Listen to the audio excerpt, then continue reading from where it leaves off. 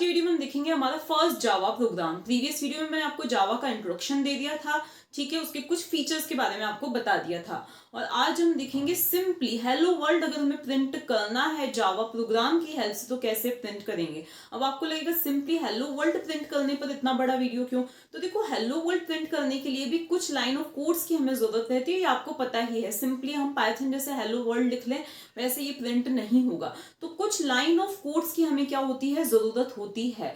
अब अक्सर स्टूडेंट्स क्या करते हैं, उन लाइंस को क्या कर लेते हैं, रट लेते हैं कि भाई हाँ हमें ये लिखना ही लिखना है। तो आज की वीडियो में मैं उन लाइंस का भी मीनिंग, उन वर्ड्स का भी मीनिंग आपको बताऊंगी कि ये लाइंस, ये वर्ड्स हम लिखते हैं तो क्यों लिखते हैं। तो सबसे पहली जो हमारी लाइन होती है वो होती है क्लास, और क्लास का आपको जो भी नाम देना है बस वो जो कीवर्ड्स का रूल है वो फॉलो करके आपको क्या दे देना है, यहाँ पे क्लास का नाम दे देना है, ठीक है। क्लास का नाम हमने सपोज दे दिया है, फर्स्ट दे दिया। क्लास भी क्यों लिखा है वो भी मैं आपको बताऊंगी। और मैंने प्रीवियस वीडियो में ही बताया था कि जावा में जो कुछ भी हमें लिखना है वो क्लास के अंदर ही लिखना है, मतलब हमारा जो मेन फंक्शन होगा वो भी क्लास के अंदर ही होगा, ठीक है। अगर हम सी या सी प्लस प्लस की बात करें तो हम सिंपली या तो वॉइड में या इंट में लिख देते थे, ठीक है। लेकिन यहाँ पर हमें सिंपली वॉइड में या इंट में नहीं लिखना है। देखो, यहाँ से स्टार्ट होती है हमारी क्लास की बॉडी, और यहाँ पे हम क्या लिखेंगे, देखो वॉइड मेन तो रहेगा ये, बस वॉइड मेन का पहले क्या मीनिंग होता है वो मैं आपको समझा देती हूँ। यहाँ हमने ये वॉइड मेन क्यों लिखा है, देखो आपको पता है कि हर एक प्रोग्राम में मेन फंक्शन तो होता ही है। अगर हमें दूसरे भी फंक्शंस लिखने हैं तो कोई प्रॉब्लम नहीं, लेकिन मेन फंक्शन तो होता ही होता है।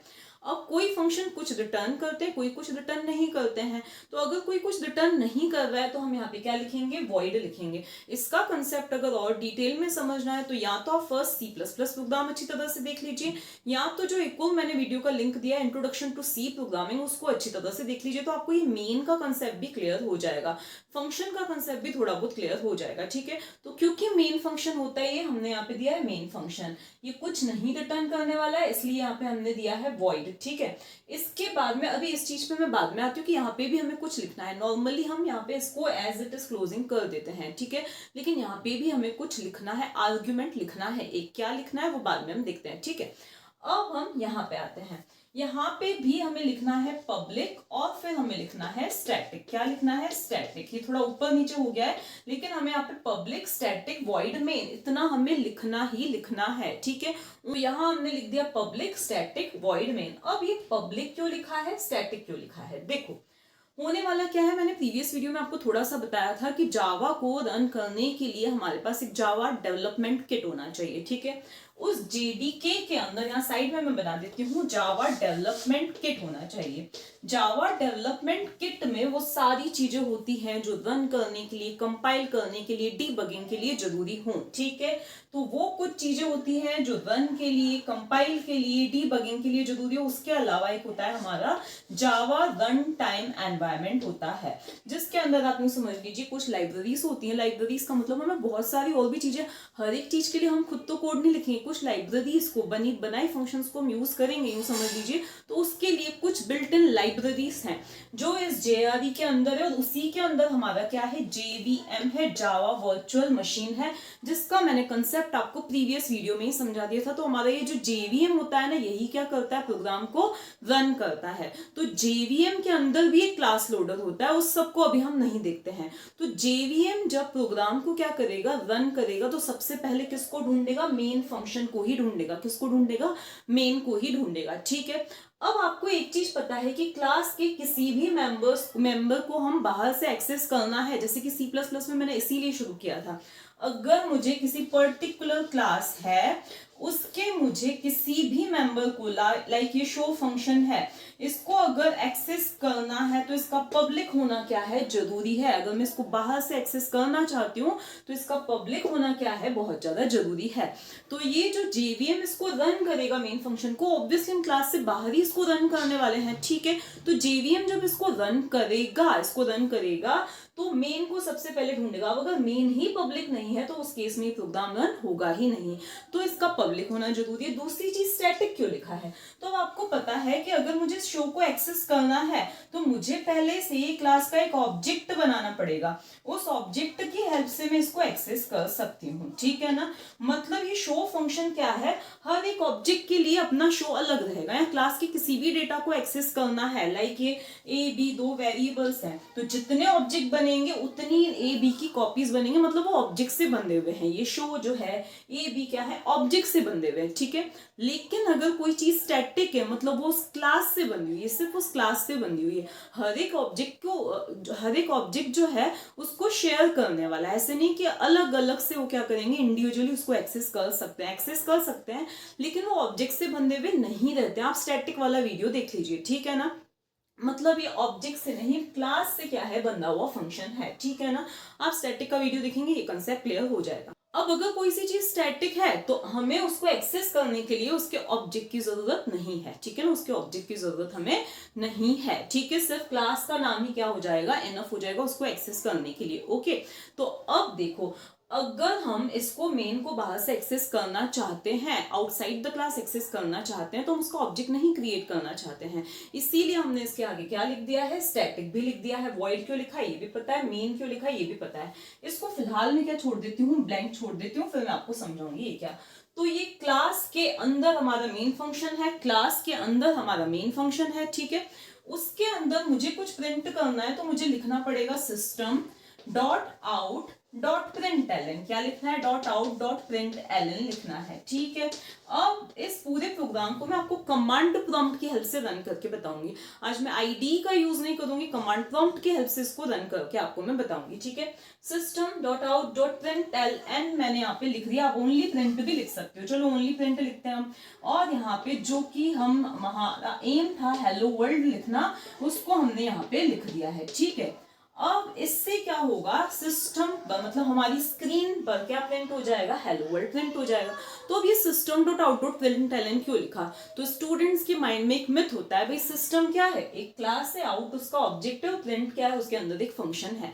लेकिन ऐसा बिल्कुल भी नहीं होता है भाई। ये क्लास, फिर हमने ऑब्जेक्ट का नाम डॉट लगा के लिखा, फिर हमने फंक्शन लिखा, ऐसे कैसे पॉसिबल है। हम ऐसे थोड़ी ना किसी भी फंक्शन को एक्सेस करते हैं। तो अब है क्या बात ये है कि ये जो प्रिंट फंक्शन है ना, ये किसका है, प्रिंट राइटर नाम की क्लास का क्या है, एक फंक्शन है। किसका फंक्शन है, प्रिंट राइटर नाम की क्लास का क्या है, एक फंक्शन है, ठीक है। तो यहां पर है हमारी प्रिंट राइटर क्लास, उसका जो हमारा फंक्शन है वो है आउट। ये आउट नहीं, प्रिंट। तो इस प्रिंट राइटर नाम की क्लास का हमारा फंक्शन कौन है, प्रिंट है। प्रिंट भी है, प्रिंट एलन भी है, बहुत सारे और भी फंक्शंस हैं, ठीक है। तो जिसमें हम इंटरेस्टेड है वो कौन सा है, प्रिंट है, ठीक है। अब भाई ये तो प्रिंट राइटर नाम की क्लास का फंक्शन है, यहां तो हमने इसको कहीं यूज ही नहीं किया है, ठीक है। तो देखो ये हो गई हमारी क्लास। अब हमारे पास ना एक और क्लास है जिसका नाम है सिस्टम, एक फाइनल टाइप की क्लास है, फाइनल कीवर्ड हम बाद में समझेंगे। तो एक और हमारी क्लास है जो है सिस्टम। इस सिस्टम नाम की क्लास के अंदर हमने क्या किया है, इस प्रिंट राइटर नाम की क्लास का एक ऑब्जेक्ट बनाया है आउट। क्या बनाया है, इसका एक ऑब्जेक्ट बनाया है आउट। कौन सी क्लास का, प्रिंट राइटर नाम की क्लास का एक ऑब्जेक्ट। मे भी अगर मैं नाम भूल रही हूं तो मैं लिख दूंगी कि सही नाम उसका क्या है, ठीक है। तो इसका एक ऑब्जेक्ट बनाया है मैंने आउट, इसका ऑब्जेक्ट आउट बनाया है, ठीक है। तो अब इसका ऑब्जेक्ट जो आउट है वो इसको इजीली क्या कर सकता है, एक्सेस कर सकता है, ठीक है। तो अब सिस्टम का एक मेंबर हो गया आउट। सिस्टम का हम ऑब्जेक्ट नहीं बोल सकते क्योंकि सिस्टम का एक मेंबर हो गया, क्या हो गया, आउट हो गया, ठीक है। और फिर ये आउट क्या है, प्रिंट राइटर का क्या है, ऑब्जेक्ट है। तो ये ऑब्जेक्ट इस प्रिंट फंक्शन को क्या कर सकता है, इजीली एक्सेस कर सकता है। तो जो सीन है वो कुछ इस तरह से, ऐसा नहीं है कि सिस्टम क्लास का ऑब्जेक्ट है आउट, क्योंकि यहाँ पे हमने सिस्टम क्लास का ऑब्जेक्ट नहीं बनाया आउट, ठीक है। तो ये जो ऑब्जेक्ट है ये इस क्लास का ऑब्जेक्ट है, ना कि इसका। इस सिस्टम का सिर्फ ये क्या है, मेंबर है, ठीक है। क्या है, मेंबर है, ठीक है। और ये प्रिंट क्या है, इसका क्या है, फंक्शन है, ठीक है। अब यहाँ पे पैरेंथेसिस में डबल कोट्स के अंदर हम जो कुछ भी लिखेंगे वो एज इट इज क्या हो जाएगा, प्रिंट हो जाएगा। अभी सिस्टम पे मैं एक दो और भी प्रोग्राम्स बताऊंगी जिसमें हम दो नंबर्स को सम करके प्रिंट करेंगे, ठीक है। तो ये हो गया, प्रिंट हो गया, ठीक है। ये हुई हमारी मेन फंक्शन की एंडिंग, और ये क्या हुई, हमारी क्लास की एंडिंग हो चुकी है, ठीक है। इतना तो क्लियर हो गया कि हम यहाँ पे पहले क्लास क्यों लिख रहे हैं, क्योंकि देखो जावा हाईली ऑब्जेक्ट ओरिएंटेड है, तो हमारा मेन फंक्शन भी किसी क्लास के अंदर ही रहेगा। तो हमने क्लास बनाई है फर्स्ट नाम की, जिसके अंदर मेन फंक्शन है। एक और चीज जो आपको ध्यान रखनी है वो ये ध्यान रखनी है कि आप जब इस प्रोग्राम को सेव करोगे तो आपको फर्स्ट नाम से ही सेव करना है। मतलब जिस भी क्लास के अंदर मेन फंक्शन है, जिस भी क्लास के अंदर मेन फंक्शन है, उसकी क्लास का नाम, हमारे प्रोग्राम का नाम क्या होना चाहिए, सेम होना चाहिए। क्या होना चाहिए, सेम होना चाहिए। अभी जब आप प्रोग्राम को कंपाइल करना सीखोगे ना तो आपको ये कंसेप्ट भी क्लियर हो जाएगा। क्यों? क्योंकि कंपाइल एंड रन करते टाइम हम ये वाला नाम देते हैं, ठीक है। कौन सा वाला? जिसके अंदर भी हमारा क्या है, मेन फंक्शन है, उस क्लास का हम क्या देते हैं, नाम देते हैं, ठीक है। अभी ये पूरा कंसेप्ट आपको क्लियर हो जाएगा जब आप प्रोग्राम को कंपाइल एंड रन करोगे, ठीक है। तो ये तो हो गया कि आपके प्रोग्राम का नाम और आपकी ये जो मेन वाली क्लास है उसका नाम क्या होना चाहिए, सेम होना चाहिए, ठीक है। ये कंसेप्ट भी हो गया। अब यहाँ पर हम एक और चीज लिखते हैं, यहाँ पे हम लिखते हैं स्ट्रिंग, और ये है अरे का सिंबल, और ये क्या है, ARGS। यहाँ बिल्कुल जरूरी नहीं कि आप ARGS, ये दो आर्ग्यूमेंट्स हैं इसीलिए हम ARGS लिख रहे हैं। आप कुछ और भी दे सकते हो, A भी लिख सकते हो, सिंपली A भी लिख सकते हो, ठीक है ना। तो अब यहाँ पे हमने ये क्यों लिखा, तो देखो जब हम कमांड फॉर्म से रन करते हैं ना प्रोग्राम को, तो उस केस में हम कुछ आर्ग्यूमेंट्स भी देना चाहें तो हम दे सकते हैं। अभी मैं आपको रन करके बताऊंगी जिसमें हम 2 आर्ग्यूमेंट्स भेजेंगे, ठीक है। तो हम कुछ आर्ग्यूमेंट्स भी क्या कर सकते हैं, पास कर सकते हैं। जैसे किसी भी फंक्शन के लिए हम आर्ग्यूमेंट्स भेजते हैं ना, ऐड नाम का फंक्शन बनाया तो हमने 2 नंबर्स भेजे, तो वैसे ही हम जब इस प्रोग्राम को रन करते हैं, मतलब कमांड फॉर्म से जब हम रन करते हैं तो कुछ आर्ग्यूमेंट्स भी हम भेज सकते हैं, ठीक है ना। तो वो जो आर्ग्यूमेंट्स हैं वो जाते कहाँ पे हैं, मेन फंक्शन, क्योंकि एग्जीक्यूशन मेन से ही तो स्टार्ट हो रहा है, ठीक है। तो अब वो आर्ग्यूमेंट जो ये हमारा प्रोग्राम जो मेन फंक्शन एक्सेप्ट करता है वो स्ट्रिंग्स के फॉर्म में करता है। तो यहाँ मैंने एक सिंपल, एक सादी सी स्ट्रिंग क्यों नहीं बनाई, मैंने यहाँ पे स्ट्रिंग का अरे क्यों डिक्लेयर किया है, अरे क्यों मैंने बनाया है, क्योंकि हम कितने भी आर्ग्यूमेंट्स चाहें पास कर सकते हैं, ठीक है। और ये जो स्ट्रिंग है इसकी लेंथ भी उसी के अकॉर्डिंग क्या होगी, मॉडिफाई होगी, ठीक है ना। इस अरे की जो लेंथ है, ठीक है, स्ट्रिंग्स का अरे है, स्ट्रिंग्स का अरे मतलब कि देखो अरे कैसे बनता है, कुछ ऐसे बनता है, ठीक है। ये होता है अरे। इंटीजर्स का अरे तो इसमें इंटीजर्स होंगे, फ्लोट्स का अरे तो इसमें फ्लोट्स होंगे, लेकिन यहाँ मैंने जो अरे बनाया वो स्ट्रिंग का अरे बनाया। मतलब इसके अंदर स्ट्रिंग्स आ सकती हैं ABC, XYZ, PQR, जितनी भी आप स्ट्रिंग्स दोगे उतनी ही इसकी क्या होगी, लेंथ होगी। मतलब ये चीज क्या है, डायनामिक है। जितनी भी आप स्ट्रिंग्स कमांड प्रॉम्प्ट से पास करोगे उतनी ही इसकी लेंथ होने वाली है। किसकी लेंथ, इस अरे की। इस देखो ये क्या बता रही हूं मैं, डेटा टाइप है स्ट्रिंग, ठीक है। अरे का नाम क्या है, ARGS। तो ये क्या है, हमारा ARGS नाम का अरे है। सपोज आपने 3 आर्ग्यूमेंट्स पास किए, तो ये 0th लेंथ, ये फर्स्ट लोकेशन सॉरी, और ये सेकंड लोकेशन, इसकी लेंथ क्या हो जाएगी, 3 हो जाएगी। तो ARGS नाम का अरे है जिसका डेटा टाइप क्या है, चाहे आप नंबर भी दो, जिसका डेटा टाइप क्या है, स्ट्रिंग है, ठीक है ना। तो ये हम बता रहे हैं यहां से। तो ये आपका आई होप क्लियर हो गया होगा हर एक कंसेप्ट। दूसरी चीज कि जब हम किसी भी बिल्ट इन फंक्शन का यूज करते हैं तो उस केस में हम क्या करते हैं, उस केस में हम कोई ना कोई हेडर फाइल को इंक्लूड करवाते हैं। यहाँ हमने क्यों नहीं किया, तो यहाँ पे हम पैकेजेस को इंपोर्ट करवाते हैं, पैकेजेस को इंपोर्ट करवाते हैं। यहाँ हमने कोई सा भी पैकेज क्यों नहीं इंपोर्ट करवाया, क्योंकि ये जो सिस्टम नाम की क्लास है वो लैंग नाम के पैकेज के अंदर, LANG, लैंग java.lang के अंदर है, ठीक है। वो ऑटोमेटिकली क्या हो जाता है, इंपोर्ट हो जाता है, ठीक है। तो स्टार्ट करने के लिए आपको सबसे पहले JDK डाउनलोड कर देना है, ठीक है। तो अब आपको JDK सर्च करना है, और इस तरह से कुछ सर्च करने पर आपको ये वाली जो ऊपर वाली जो वेबसाइट है जिस पर ओरेकल लिखा है इसको ओपन करना। अब नीचे बहुत सारे ऑपरेटिंग सिस्टम्स के अकॉर्डिंग चॉइसेस मिल रही हैं, तो आप अपने ऑपरेटिंग सिस्टम के हिसाब से जो JDK है, जैसे मेरा विंडोज 64 है तो उसको मैंने डाउनलोड कर लिया है। अब क्योंकि मैंने ऑलरेडी करके रख लिया है, फिर आपको डाउनलोड्स में जाना है और उसको क्या कर देना है, इंस्टॉल कर देना है, ठीक है। इंस्टॉल हो जाएगा, उसके बाद आपको इसको लोकेट करना है। तो आपको माई कंप्यूटर में जाना है, C ड्राइव में जाना है। ऑलमोस्ट सभी सिस्टम्स में यही आपको पाथ मिलने वाला है। तो C ड्राइव के अंदर जाना है और उसमें प्रोग्राम फाइल्स के अंदर आपको जाना है, ठीक है। प्रोग्राम फाइल्स में आपको जावा मिला, तो यहाँ पे नीचे आपको जावा ढूंढना है। जावा मिल गया आपने। फिर अब अभी अपन ने JDK 17 डाउनलोड किया, तो JDK 17 के अंदर हम जाएंगे। उसके अंदर बिन फोल्डर के अंदर हम जाएंगे। क्यों जा रहे हैं मैं अभी रीज़न बताऊंगी।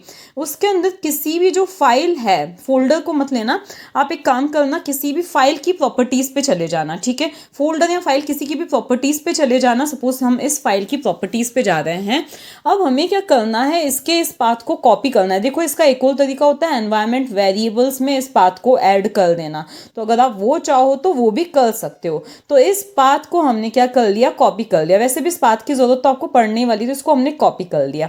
अब हमें जाना है कमांड प्रॉम्प्ट पर, क्योंकि मैंने आपको बताया था इनिशियल प्रोग्राम्स में आपको नोटपैड पर ही बताऊंगी और कमांड प्रॉम्प्ट से कैसे रन करते हैं। इसको रन एज एडमिनिस्ट्रेटर किया हमने। इसके बाद हमें उस पाथ पर स्विच करना है जो भी हमने कॉपी किया है, तो सीडी और उस पाथ को पेस्ट कर दिया। आप चाहते तो डायरेक्टली आप इस पाथ का नाम लिख सकते थे, इससे बेटर है मैंने उसी को कॉपी करके यहाँ पेस्ट कर लिया। अब हम उस डायरेक्ट कहाँ पे, हम जेडीके के अंदर, बिन के अंदर हम पहुंच चुके हैं, ठीक है ना। अब हम नोटपैड पे जाकर एक प्रोग्राम को टाइप करेंगे। आप मॉडर्न एडिटर्स का यूज बाद में आराम से करते रहिएगा, लेकिन फिलहाल स्टार्टिंग के प्रोग्राम्स नोटपैड पे बनाइए तो आपको बिल्कुल यूज हो जाओ कौन सी चीज कैपिटल लिखनी है, कौन सी चीज स्मॉल लिखनी है। क्लास ली हमने, क्लास का नाम सपोज मैंने दे दिया माय फर्स्ट दे दिया है, ठीक है। इसके बाद में हमें, आपको पता ही है क्या लिखना रहेगा, पब्लिक स्टैटिक वॉइड मेन लिखना रहेगा। तो यहाँ हमने लिख दिया पब्लिक स्टैटिक वॉइड मेन, और जो हमें लिखना है यहाँ पे स्ट्रिंग, और फिर यहाँ पे हमें क्या लिख देना है, ARGS, मतलब हम स्ट्रिंग्स का एक अरे बना रहे हैं जिसका नाम क्या है, ए है। मैंने ARGS जानबूझ के नहीं दिया है, क्यों नहीं दिया है, क्योंकि आप लोग ऐसे रट लेती हो कि ARGS ही देना है। सिस्टम का एस कैपिटल होना चाहिए, .out.println हमने दे दिया, और जो चीज हमें प्रिंट करनी है, हेलो वर्ल्ड प्रिंट करना है, हेलो वर्ल्ड प्रिंट कर दिया हमने। इसके बाद में हम इन दोनों को, क्लास को, फंक्शन को क्लोज करके और क्या करेंगे, इस प्रोग्राम को सेव करेंगे। और सेव भी आपको कहाँ करना है, जो पाथ अभी मैंने आपको बताया था वहीं आप जाके सेव कर दो। जब हम नेटबीन्स में बनाएंगे हम अलग अलग तरीकों से देखेंगे कहाँ कहाँ सेव कर सकते हैं। तो जो पाथ मैंने बताया था, प्रोग्राम फाइल्स जावा जेडीके के बिन के अंदर हम इसको क्या कर देंगे, सेव कर देंगे, ठीक है। हम चाहें तो कहीं और सेव कर सकते हैं, लेकिन फिर कंपाइल करते टाइम हमें पाथ देना पड़ेगा, इसीलिए बेटर है यहीं पे आप सेव कर दो, ठीक है। सेव कर दिया, ऑल फाइल्स दे देना नीचे, और .java एक्सटेंशन भी दे देना, तो माय फर्स्ट .java ही इसका नाम होगा। अब हम फिर कमांड प्रॉम्प्ट पे जाएंगे और यहाँ पर जावा सी लिखेंगे, फॉर कंपाइलेशन हम जावा सी लिखेंगे, और पूरा file name with extension .java भी लगाएंगे, माय फर्स्ट .java। कंपाइल किया तो अब थोड़ा टाइम लगा रहा है, इसके बाद में कोई एरर नहीं आई है। अब हमें इसको एग्जीक्यूट रन करना है, तो रन करने के लिए हम ओनली जावा लिखते हैं। इसके बाद हम प्रोग्राम का ओनली नेम देते हैं विदाउट एनी एक्सटेंशन। तो देखो हेलो वर्ल्ड यहाँ पर लिखा हुआ आ गया है, ठीक। अब हम एक और प्रोग्राम बनाते हैं, मतलब इसी में हम चेंजेस करते हैं, जिसमें हमें आर्ग्यूमेंट पास करेंगे। आर्ग्यूमेंट जो पास होंगे वो इस स्ट्रिंग, जो अरे है हमारा ए नाम का, उसमें ही होंगे, in the form of string pass होंगे, ठीक है। तो अब हम यहाँ पे क्या लिखते हैं, ओनली ए के इंडेक्स में 0 लिख लेते हैं, मतलब अरे की 0th लोकेशन पे क्या है वो प्रिंट करवाना है हमें। फिर हम एक और लाइन लिख लेते हैं, हम इसी को कॉपी पेस्ट कर देते हैं। तो यहाँ पे हमने क्या कर दिया, इसको कॉपी पेस्ट कर दिया, और ए की फर्स्ट लोकेशन पे है जो, वो हम प्रिंट करवा देते हैं यहाँ पर। अब हम इसको सेव करेंगे पहले, ठीक है, सेव कर देना Ctrl+S से, और फिर हम यहाँ पे जाके इसी को कंपाइल करेंगे। तो आप एरो कीज प्रेस करोगे तो वो ऊपर वाली लाइन आ जाएगी।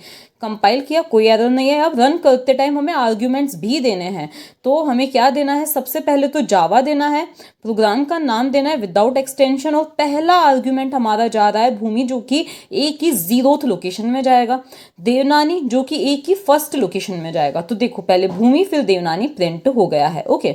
इस तो देखो यहाँ पे प्रिंट एलन, अब अगर मैं एलन हटा देती हूँ यहाँ से, तो उस केस में ये दोनों ही चीजें सेम लाइन में प्रिंट हो जाएंगी। तो इसको कंपाइल करना जरूरी है, पहले कंपाइल करेंगे आप लोग, उसके बाद ही इसको आप क्या करेंगे, रन करेंगे।